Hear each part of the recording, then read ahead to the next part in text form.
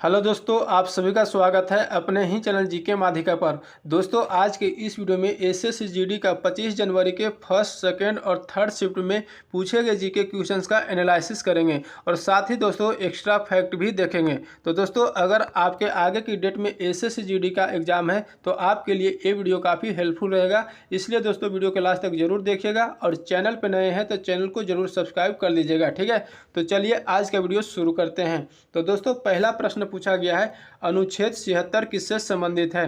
तो अनुच्छेद 76 जो है किससे संबंधित है, भारत का महानिवादी से संबंधित है। अब दोस्तों बात कर लेते हैं अनुच्छेद 165 किससे संबंधित है। तो अनुच्छेद 165 राज्य के महाधिवक्ता से संबंधित है। अनुच्छेद 148 से 151 किससे संबंधित है। तो अनुच्छेद 148 से 151 जो है भारत के नियंत्रक एवं महालेखा परीक्षक से संबंधित है। तो सभी फैक्ट को ध्यान रखिएगा। ठीक है, अगला प्रश्न देखते हैं। क्वेश्चन पूछा गया है कि फुटबॉल गोल पोस्ट की लंबाई कितनी होती है। तो फुटबॉल गोल पोस्ट की लंबाई कितनी होती है। तो लंबाई 7.32 मीटर होती है। अगर ऊंचाई की बात करें तो दोस्तों ऊंचाई 2.44 मीटर होती है। ठीक है, अब दोस्तों बात कर लेते हैं कि फुटबॉल मैदान की लंबाई कितनी होती है। तो फुटबॉल मैदान की लंबाई 91 से 120 मीटर होती है। चौड़ाई की बात करें तो दोस्तों चौड़ाई 45 से 91 मीटर होती है। गेंद का वजन 396 से 453 ग्राम होती है। तो सभी फैक्ट को ध्यान रखिएगा। ठीक है, अगला प्रश्न देखते हैं। क्वेश्चन पूछा गया कि 1952 हेलेंस्की ओलंपिक में प्रथम पदक प्राप्त करने वाले खिलाड़ी कौन हैं। तो 1952 हेलेंस्की ओलंपिक में प्रथम पदक प्राप्त करने वाले खिलाड़ी खासबा दादा साहब जाधव है, जो कुश्ती खेल से संबंध रखते हैं। ठीक है, अब दोस्तों बात कर लेते हैं कि ओलंपिक में पदक जीतने वाली प्रथम भारतीय महिला कौन है। तो ओलंपिक में पदक जीतने वाली प्रथम भारतीय महिला कर्णम मल्लेश्वरी है, जो भारोत्तोलन खेल से संबंध रखते हैं। ठीक है, अगला क्वेश्चन देखते हैं। क्वेश्चन पूछा गया कि एनौर बंदरगाह कहाँ स्थित है। तो एनौर बंदरगाह कहाँ स्थित है। तो दोस्तों एनौर बंदरगाह, जिसका नाम आधिकारिक तौर पर कामराजर पोर्ट लिमिटेड में बदल गया है, यह चेन्नई बंदरगाह चेन्नई तमिलनाडु से करीब 24 किलोमीटर के उत्तर में कोरोमंडल तट पर स्थित है। तो इसका सही आंसर तमिलनाडु हो जाएगा। ठीक है, अगला प्रश्न देखते हैं। क्वेश्चन पूछा गया कि हैलोजन के बाहरी कक्षा में कितने इलेक्ट्रॉन होते हैं। तो हैलोजन के बाहरी कक्षा में कितने इलेक्ट्रॉन होते हैं, 7 इलेक्ट्रॉन होते हैं। ठीक है, अब दोस्तों बात कर लेते हैं कि हैलोजन किस ब्लॉक में है। तो हैलोजन जो है पी ब्लॉक में आते हैं और वर्ग 17 में आते हैं। ठीक है, तो सभी फैक्ट को ध्यान रखिएगा। अगला प्रश्न देखते हैं। क्वेश्चन पूछा गया है कि कौन सी नदी मगध के नाम से जाना जाता है। तो कौन सी नदी मगध के नाम से जाना जाता है। ऑप्शन में दिया गया था गंगा, ताप्ती, नर्मदा, जमुना। तो इसका सही आंसर हो जाएगा गंगा। ठीक है, अब दोस्तों बात कर लेते हैं। गंगा और सोन नदियां मगध से होकर बहती है। मगध साम्राज्य गंगा नदी के तट पर स्थापित किया गया है और पश्चिम सोन नदी से घिरा था। तो सभी फैक्ट को ध्यान रखिएगा। ठीक है, अगला प्रश्न देखते हैं। दोस्तों क्वेश्चन पूछा गया है कि तृतीय पंचवर्षीय योजना का उद्देश्य क्या था। तो तृतीय पंचवर्षीय योजना का उद्देश्य क्या था, अर्थव्यवस्था को आत्मनिर्भर बनाना तथा स्वतः स्फूर्त अवस्था में पहुंचाना था। ठीक है, अब दोस्तों बात कर लेते हैं तृतीय पंचवर्षीय योजना का कार्यकाल कब से कब तक चली थी। तो तृतीय पंचवर्षीय योजना का कार्यकाल 1961 से 66 ईस्वी तक चली थी। ठीक है, तो ध्यान रखिएगा। अगला प्रश्न देखते हैं। क्वेश्चन पूछा गया है कि राष्ट्रीय वानिकी दिवस कब मनाया जाता है। तो राष्ट्रीय वानिकी दिवस 21 मार्च को मनाया जाता है। अब दोस्तों बात कर लेते हैं कि राष्ट्रीय वानिकी दिवस वर्ष 2022 का थीम क्या था। तो वर्ष 2022 का थीम है वन और सतत उत्पादन और खपत। ठीक है, अगला प्रश्न देखते हैं। क्वेश्चन पूछा गया है कि मेजर ध्यानचंद खेल रत्न पुरस्कार 2022 किसे दिया गया है। तो मेजर ध्यानचंद खेल रत्न पुरस्कार 2022 किसे दिया गया है, श्री शरत कमल अंचत को दिया गया है, जो टेबल टेनिस खेल से संबंध रखते हैं। ठीक है, अगला प्रश्न देखते हैं। क्वेश्चन पूछा गया कि त्रिपुरा के उपचुनाव किसने जीता है। तो त्रिपुरा के उपचुनाव किसने जीता है। दोस्तों त्रिपुरा में हाल ही में 4 विधानसभा में चुनाव हुआ है। अगरतला में सुदीप राय बर्मन जीता है, टाउन बोर्डवाली में मनिक शाह जीता है, सुरमा में स्वपन दास पौल जीता है और सुबाराज नगर में मलिना देवनाथ जीता है। ठीक है, तो सभी को ध्यान रखिएगा। अगला प्रश्न देखते हैं। क्वेश्चन पूछा गया कि भील जनजाति किस क्षेत्र में निवास करती है। तो भील जनजाति जो है किस क्षेत्र में निवास करते हैं? गुजरात, मध्य प्रदेश, छत्तीसगढ़, महाराष्ट्र, राजस्थान में निवास करते हैं। तो ऑप्शन में जो दिया गया होगा और इसका सही आंसर हो जाएगा। ठीक है, अगला प्रश्न देखते हैं। दोस्तों क्वेश्चन में पूछा गया है कि दक्कन के पठार के पश्चिम से पूरब तट कौन सी नदी बहती है। तो दक्कन के पठार के पश्चिम से पूरब घाट कौन सी नदी बहती है? तो गोदावरी, कृष्णा और कावेरी नदी बहती है। तो दोस्तों जो ऑप्शन में दिया गया होगा आंसर हो जाएगा। ठीक है, अगला प्रश्न देखते हैं। क्वेश्चन पूछा गया कि अमृत का परिवाचिक शब्द क्या होता है। तो अमृत का परिवाचिक शब्द होता है सुधा, सोम, पीयूष, अमी। तो ये दोस्तों अमृत का परिवाचिक शब्द होता है। तो जो ऑप्शन में दिया गया होगा आंसर हो जाएगा। ठीक है, अगला प्रश्न देखते हैं। हाथी का परिवाचिक शब्द क्या होता है। तो हाथी का परिवाचिक शब्द गज, हस्ती, कुंभी, कुंजर, मदकल, ये सभी हाथी का परिवाचिक शब्द होता है। ठीक है, अगला प्रश्न देखते हैं। चोटी का परिवाचिक शब्द क्या होता है। तो चोटी का परिवाचिक शब्द मूर्धा, शीश, सानु, श्रृंग, शिखर, ये सभी दोस्तों चोटी का परिवाचिक शब्द होता है। ठीक है, अगला प्रश्न देखते हैं। क्वेश्चन पूछा गया कि जो पहले कभी न हुआ हो का एक शब्द क्या होगा। तो जो पहले कभी नहीं हुआ हो अभूतपूर्व होगा। ठीक है, अगला प्रश्न देखते हैं। आपत्ति का विलोम शब्द क्या होता है। तो आपत्ति का विलोम शब्द विपत्ति होता है। ठीक है, अगला प्रश्न देखते हैं। दोस्तों क्वेश्चन पूछा गया कि चांद पर थूकना मुहावरे का अर्थ क्या होता है। तो चांद पर थूकना मुहावरे का अर्थ होता है महान पुरुष पर लांछन लगाकर स्वयं अपमानित होना या दोस्तों बढ़कर बात करना। ठीक है, अगर दोस्तों आपसे क्वेश्चन पूछा जाएगा कि सूरज पर थूकना मुहावरे का अर्थ क्या होता है। तो सूरज पर थूकना मुहावरे का अर्थ होता है निर्दोष व्यक्ति को दोष ठहराना। ठीक है, तो ध्यान रखिएगा। अगला प्रश्न देखते हैं। क्वेश्चन पूछा गया कि जर्मनी की राजधानी बर्लिन है तो कनाडा की राजधानी क्या होगा। तो दोस्तों ये क्वेश्चन जो है रीजनिंग में पूछा गया है। ठीक है, तो जर्मनी की राजधानी बर्लिन है तो कनाडा की राजधानी ओटावा होगा। ठीक है, अगला प्रश्न देखते हैं। क्वेश्चन पूछा गया कि नाबार्ड किसके अधीन कार्यरत है। तो नाबार्ड किसके अधीन कार्यरत है? भारत सरकार के अधीन कार्यरत है। अब दोस्तों बात कर लेते हैं कि नाबार्ड की स्थापना कब हुआ था। तो नाबार्ड की स्थापना 1982 में हुआ था और इसका मुख्यालय मुंबई में है। ठीक है, अगला प्रश्न देखते हैं। क्वेश्चन पूछा गया कि गोची उत्सव किस राज्य में मनाया जाता है। तो गोची उत्सव जो है किस राज्य में मनाया जाता है? हिमाचल प्रदेश में मनाया जाता है। अब दोस्तों बात कर लेते हैं कि हलदा त्यौहार, साजो त्यौहार, डुंगरी महोत्सव, मंडी शिवरात्रि मेला, ये सभी दोस्तों हिमाचल प्रदेश में मनाया जाने वाला त्यौहार है। ठीक है, अगला प्रश्न देखते हैं। क्वेश्चन पूछा गया कि सर्दियों के मौसम में अनिश्चितकालीन होने वाली वर्षा को खाली स्थान के रूप में जाना जाता है। तो किस के रूप में जाना जाता है? मावठ के रूप में जाना जाता है। ठीक है, अगला प्रश्न देखते हैं। दोस्तों क्वेश्चन पूछा गया है कि इनमें से कौन छत्तीसगढ़ का लोक नृत्य नहीं है। तो छत्तीसगढ़ का लोक नृत्य कौन नहीं है?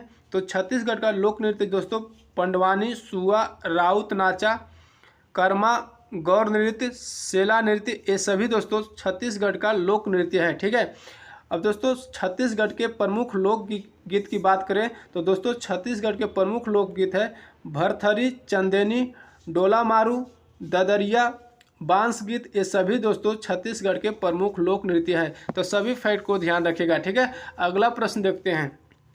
क्वेश्चन पूछा गया है कि मौलिक कर्तव्यों को संविधान में किस संशोधन के तहत जोड़ा गया है। तो मौलिक कर्तव्यों को संविधान में किस संशोधन के तहत जोड़ा गया है? तो 42वां संविधान संशोधन अधिनियम 1976 द्वारा जोड़ा गया है। ठीक है, अब दोस्तों बात कर लेते हैं कि 11वां मौलिक कर्तव्य को 86वें संविधान संशोधन द्वारा 2002 में जोड़ा गया है। ठीक है, तो सभी फैक्ट को ध्यान रखिएगा। अगला प्रश्न देखते हैं। क्वेश्चन पूछा गया कि राउत नाचा किस राज्य का लोक नृत्य है। तो राउत नाचा जो दोस्तों छत्तीसगढ़ का लोक नृत्य है। ठीक है, अब दोस्तों बात कर लेते हैं कि छत्तीसगढ़ के प्रमुख लोक नृत्य पंडवानी, कर्मा, झूमर, टपाली, नवारानी, पाली, ये सभी दोस्तों छत्तीसगढ़ का प्रमुख लोक नृत्य है। तो सभी फैक्ट को ध्यान रखिएगा। ठीक है, अगला प्रश्न देखते हैं। क्वेश्चन पूछा गया कि बीसीसीआई के अध्यक्ष कौन है। तो बीसीसीआई के अध्यक्ष कौन है? रोजर बिनी है। ठीक है, अब दोस्तों बात कर लेते हैं कि बीसीसीआई की स्थापना कब किया गया था। तो बीसीसीआई की स्थापना 1928 में किया गया था और इसका मुख्यालय मुंबई में है। ठीक है, अब दोस्तों इन्होंने पूर्व भारतीय कप्तान सौरभ गांगुली की जगह ली थी। ठीक है, तो ध्यान रखिएगा। अब दोस्तों बात कर लेते हैं कि एशियाई क्रिकेट परिषद यानी एसीसी के अध्यक्ष कौन है। तो जय शाह है। ठीक है, तो सभी फैक्ट को ध्यान रखिएगा। ठीक है, अगला प्रश्न देखते हैं। क्वेश्चन पूछा गया है कि हरिजन सेवक समाज की स्थापना किस वर्ष हुई थी।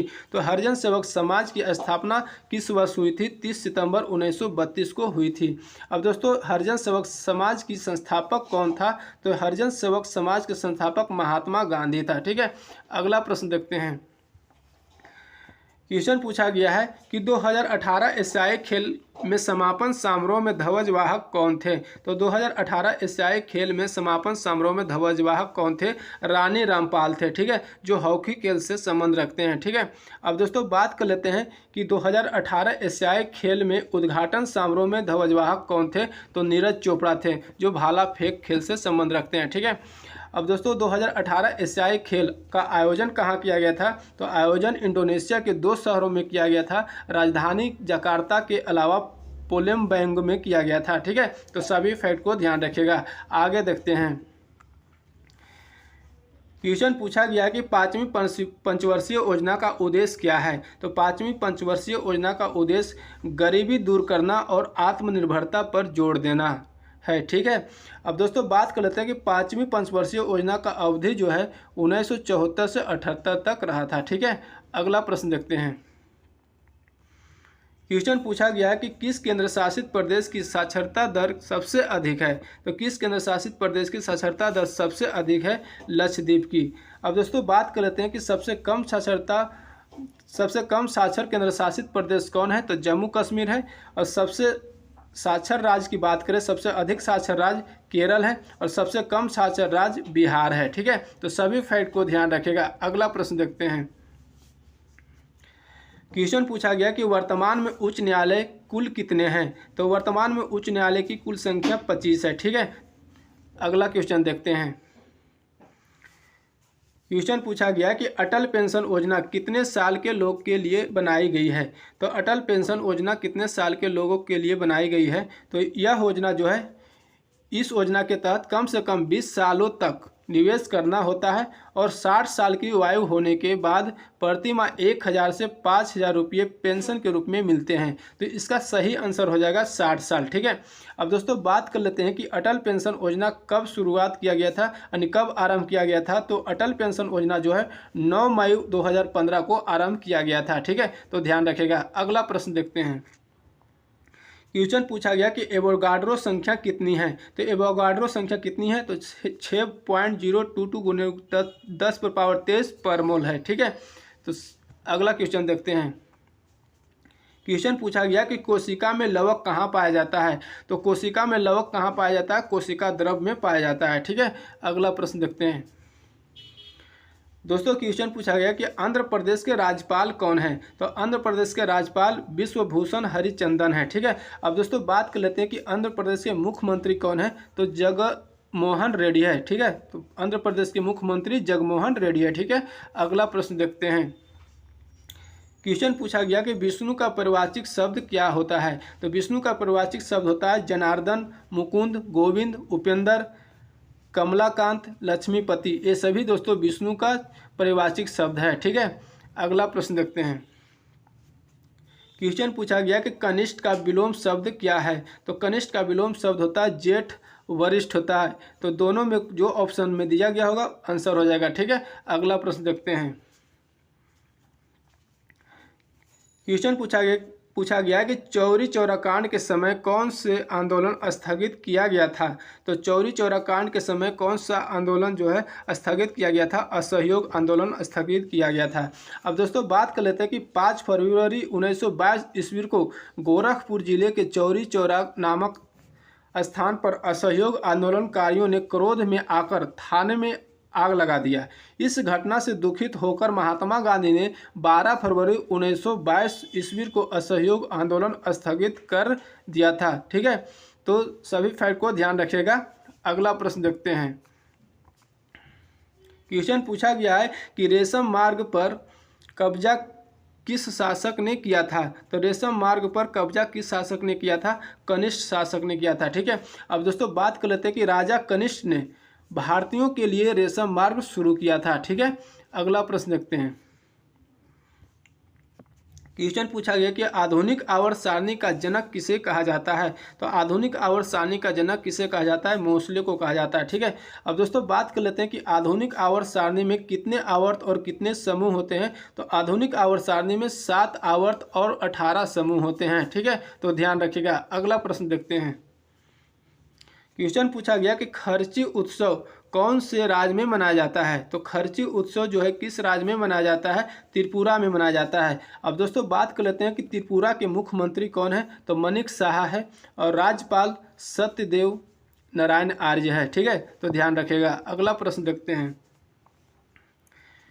क्वेश्चन पूछा गया कि संयुक्त राष्ट्र संघ यानी यूएनओ में भारत का नया राजदूत किसे नियुक्त किया गया है। तो संयुक्त राष्ट्र संघ में भारत का नया राजदूत किसे नियुक्त किया गया है? रुचिरा कंबोज को नियुक्त किया गया। ठीक है, अब दोस्तों बात कर लेते हैं कि यूएनओ की स्थापना कब किया गया था। तो यूएनओ की स्थापना 1945 में किया गया था और मुख्यालय न्यूयॉर्क में है। ठीक है, अब दोस्तों यूएनओ के महासचिव वर्तमान में कौन है। तो यूएनओ के महासचिव एंटोनियो गुतेरेस है। और सदस्य देश की संख्या की बात करें तो सदस्य देश की संख्या 193 है और 193वां सदस्य जो है दक्षिणी सूडान है। ठीक है, तो सभी फैक्ट को ध्यान रखिएगा। अगला प्रश्न देखते हैं। क्वेश्चन पूछा गया है कि कबड्डी में कितने खिलाड़ी होते हैं। तो कबड्डी में कितने खिलाड़ी होते हैं? 7 खिलाड़ी होते हैं। अब दोस्तों बात कर लेते हैं कि बास्केटबॉल में कितने खिलाड़ी होते हैं। तो 5 खिलाड़ी होते हैं। पोलो में 4 खिलाड़ी होते हैं। वाटर पोलो और नेट बॉल में 7 खिलाड़ी होते हैं। बेसबॉल और खो खो में 9 खिलाड़ी होते हैं। रग्बी फुटबॉल में 15 खिलाड़ी होते हैं। वॉलीबॉल में 6 खिलाड़ी होते हैं। तो सभी को ध्यान रखिएगा। ठीक है, अगला प्रश्न देखते हैं। क्वेश्चन पूछा गया क्षेत्रफल की दृष्टि से सबसे बड़ा राज्य कौन सा है। तो क्षेत्रफल की दृष्टि से सबसे बड़ा राज्य राजस्थान है। ठीक है, अब दोस्तों बात कर लेते हैं कि क्षेत्रफल की दृष्टि से भारत का सबसे छोटा राज्य कौन सा है। तो क्षेत्रफल की दृष्टि से भारत का सबसे छोटा राज्य गोवा है। ठीक है, अगला प्रश्न देखते हैं। क्वेश्चन पूछा गया कि पंचायती राज कौन से भाग में उल्लेख किया गया है। तो पंचायती राज जो है कौन से भाग में उल्लेख किया गया है? भाग 9 में उल्लेख किया गया है।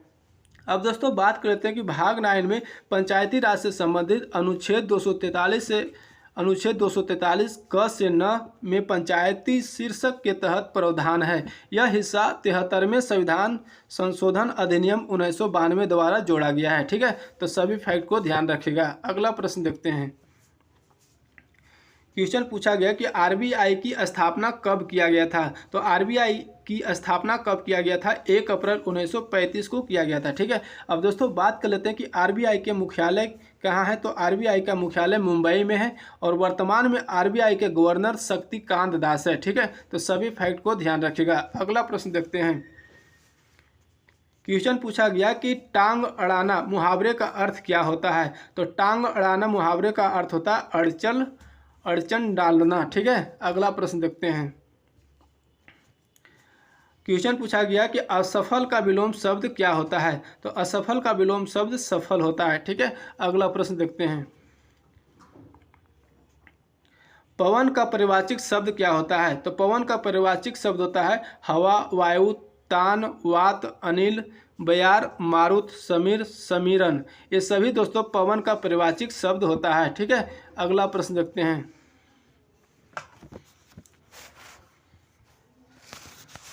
तो दोस्तों इतना सारे क्वेश्चन हमारे पास बच्चों द्वारा मिला है जो 100% रियल एवं ऑथेंटिक है। ठीक है, तो अगर दोस्तों वीडियो अच्छा लगा तो लाइक करिएगा और चैनल पर नए तो चैनल को जरूर सब्सक्राइब कर लीजिएगा। फिर मिलेंगे अगले वीडियो में। जय हिंद।